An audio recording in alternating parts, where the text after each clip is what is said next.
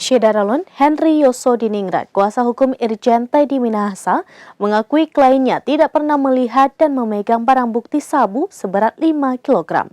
Berikut informasi selengkapnya. Syedaralun Henry Yosodiningrat, kuasa hukum Irjen Teddy Minahasa, mengaku kliennya tidak pernah melihat dan memegang barang bukti sabu seberat 5 kg. Henry Yosodiningrat pun membantah jika Teddy Minahasa menerima uang dari penjualan barang bukti sabu tersebut.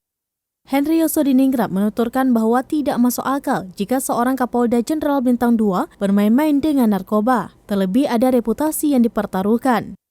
Diwartakan Tribunnews sebelumnya, Irjen Pol Teddy Minahasa ditetapkan sebagai tersangka dalam kasus peredaran narkotika jenis sabu-sabu yang diungkap oleh Polda Metro Jaya.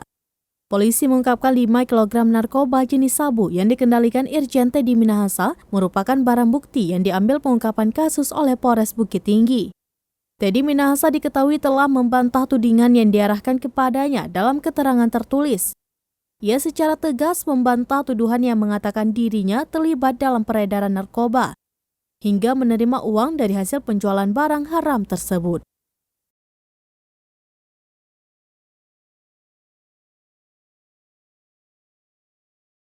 Demikian informasi terkini, Syedaralun saksikan terus beragam informasi menarik lainnya di kanal YouTube Serambi On TV dan juga Facebook serambinews.com.